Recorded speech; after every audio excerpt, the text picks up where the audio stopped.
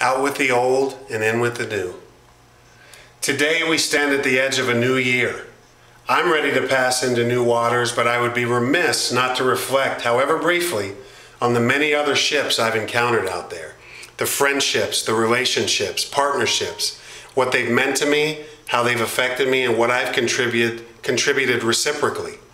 Therefore, I want you to know that by your inclusion on this correspondence, your role in these thoughts, you were someone who impacted my life in 2011.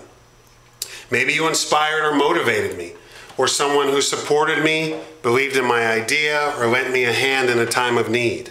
Did we share a laugh, an inside joke, or break bread over conversation? Maybe you're an individual who surprised me, who fascinated me, judged me, or disappointed me. Some of you taught me valuable lessons in dignity. I learned perseverance and tenacity from several others. Hypocrisy as well reared its ugly head on occasion by some, along with jealousy and envy. I saw some associates act up and act out. I admired many of their strengths, their fortitude, and their hustle. I appreciated others' honesty, the wit they shared by a few, and the grace of, well, just one.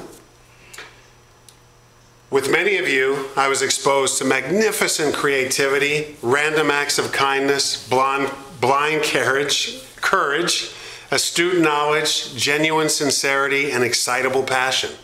I was present during communication breakdowns, and I was also there when all the stars aligned.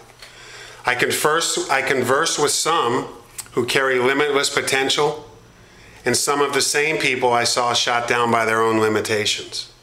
I saw greed, indecision, fear, and confusion.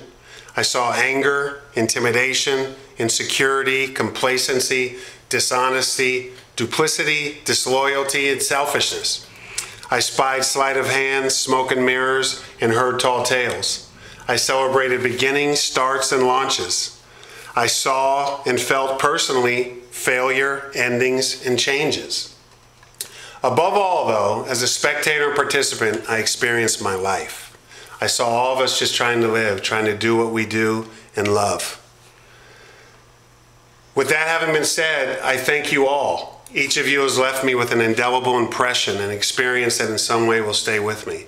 I learned something from each and every one of you, and I can only hope that the new year continues to broaden my mind and my heart. For some of you, I look forward to our future interactions, future paths we may journey together, and beautiful conversations I'm sure we'll have. For others, our time was meant to be brief, and 2011 ends our experience. Everything has its season and its reason. And I would say, for 2012, tune into yourself. Honestly examine who you are so you truly know your starting point. Fall in love with who you are. It's only through love of self that we can express love for others. And it is all-encompassing, tied to respect, honesty, loyalty, and trust. Don't let others who are not in love with themselves impart their demeanor or their mood upon you. Allow yourself to feel experiences that are brought to you. Always totally engage and give them your very best. Whenever possible, seek to act, not react. Strive for clarity in your speech and don't assume you've been heard or understood. Ask questions. Listen to the answers. Know that karma does exist, and what you put out, you will get back in some shape, form, somehow.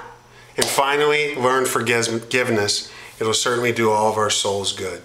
And 2012, here we come. May the faith that you carry take you through another year with peace, presence, and love. Happy New Year.